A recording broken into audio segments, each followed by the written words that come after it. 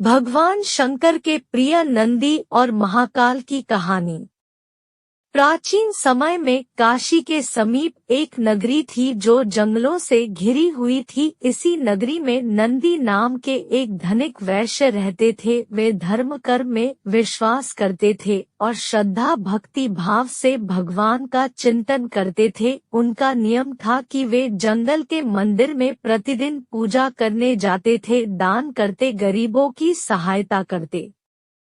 एक दिन की बात है, एक शिकारी उस मंदिर के समीप से गुजर रहा था। दोपहर की धूप तन जला रही थी। मंदिर के प्रांगण में छायादार वृक्ष और स्वच्छ सरोवर देखकर वह वहीं ठहर गया। तभी उसकी दृष्टि भगवान की मूर्ति पर पड़ी तो एकटक वह उस दिव्य स्वरूप में खो गया। जाने कहां से उसके अंतर्मन में प्रेरणा हुई कि वह भगवान की पूजा करे। वह उठा और वहीं एक बिल्वपत्र पड़ा था, उठा लिया और अंदर पहुंचा। बिल्वपत्र को वहीं रखकर वह सरोवर में से अंजलि भर पानी लाया।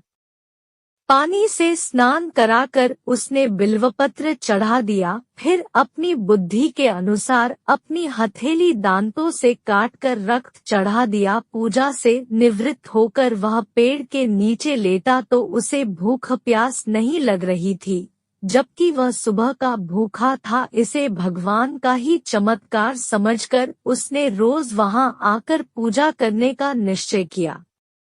दूसरे दिन प्रातः काल नंदी वैश्य पूजा करने आए। मंदिर में सड़ा हुआ बिल्वपत्र और खून के छींटे देखकर वह अवाक रह गए। यह अमंगलकारी कार्य किसने किया? ऐसा भ्रष्ट विघ्न पहले तो कभी नहीं हुआ। अवश्य मेरी पूजा में कोई त्रुटि रह गई है। ऐसा सोचकर उन्होंने मंदिर को धोपोंछ कर स्वच्छ किया और अपनी पूजा की।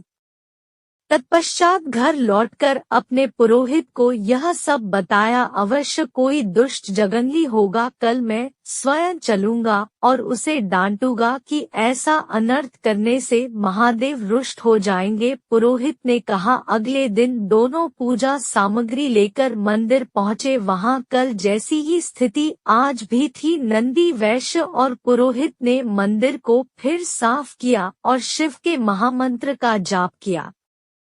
वेद मंत्रों की धुन से आसपास का वातावरण गूंज उठा, परंतु दोनों की दृष्टि मंदिर आने वाले मार्ग पर लगी थी। शिकारी दोपहर के समय आ गया। शिकारी की भयंकर आकृति देखकर दोनों भयभीत हो गए।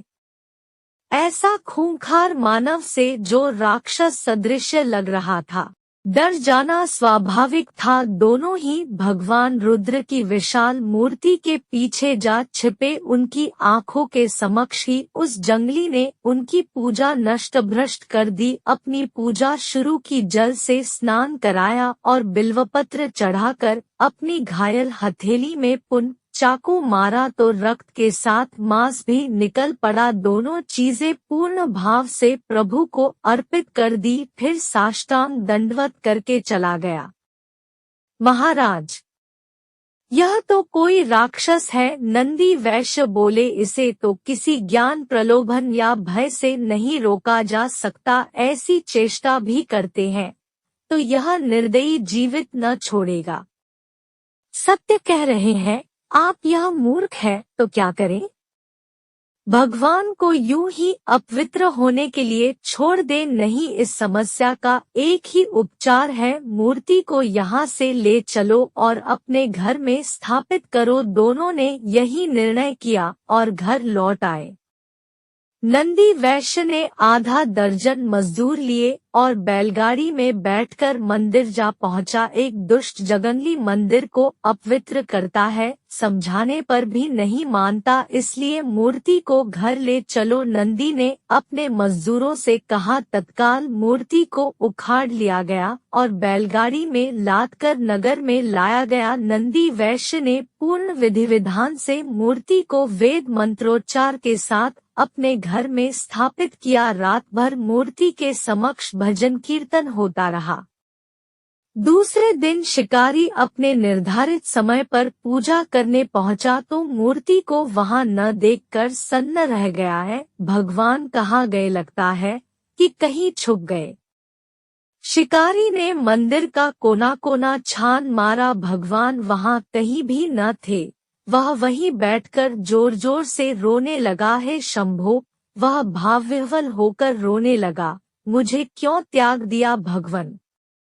मुझसे क्या भूल हो गई जो आप इस तरह मुझे छोड़कर चले गए? मैंने तो कोई अपराध नहीं किया।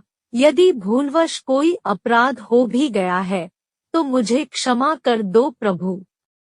मैं आपकी पूजा के लिए व्याकुल हूँ। भगवान वहां होते तब तो उत्तर देते।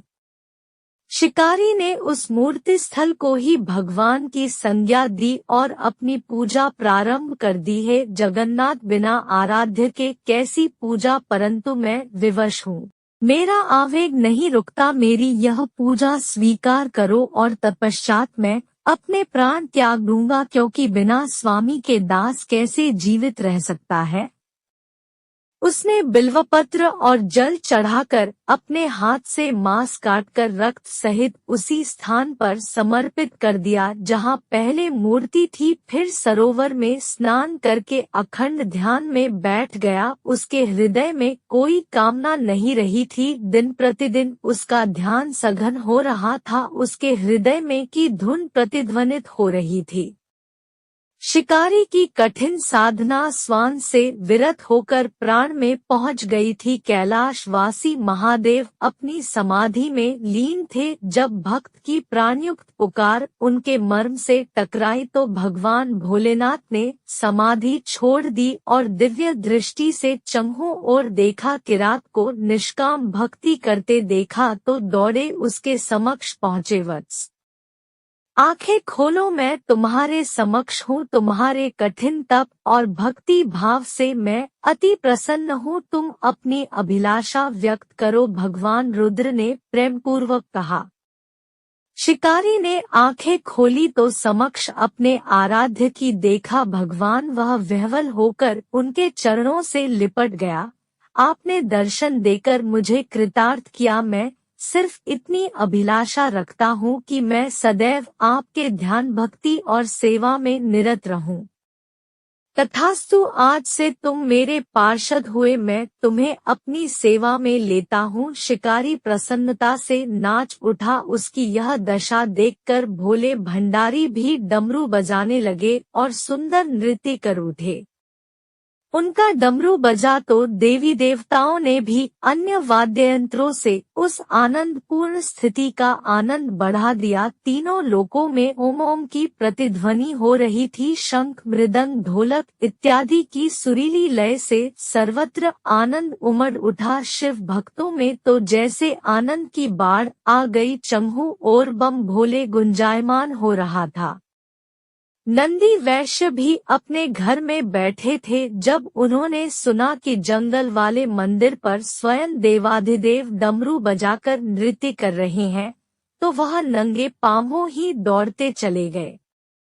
मंदिर पर अपार भीड़ एकत्र थी। कितना विहंगम दृश्य था।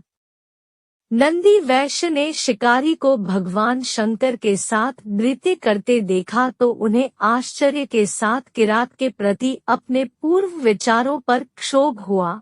मैं कितना अधम हूँ जो भगवान के प्यारे भक्त को अपशब्द कहता था। मैंने ही उसे उसके आराध्य की पूजा न करने देने का निष्फल प्रयास किया। नंदी वैश्य दौड़कर शिकारी के चरणों से लिपट गए हैं। महात्मन, मेरा अपराध क्षमा करो। मैंने ही भगवान की मूर्ति ले जाने का अपराध किया। मैं अधम हूँ, मुझे क्षमा करो। उठो मेरे प्रेरक। शिकारी ने नंदी को उठाया। तुम्हारी ही कृपा से तो मुझ जैसे अबुद्धि को भगवान के साक्षात दर्शन हुए। मैं तुम्हारा ऋणी हूँ। तुम महान हो भक्त, तुम्हारी भक्ति श्रेष्ठ है। अब तुम ही मेरा उद्धार कर सकते हो। मैं तुम्हारी शरण में हूँ। शिकारी ने उन्हें भोलेनाथ के समक्ष प्रस्तुत किया है। महाकाल भोलेनाथ ने कहा, यह कौन है? मैं इसे नहीं पहचानता। नाथ, यह आपके परम भक्त हैं, प्रतिदिन आपकी पूजा करते हैं।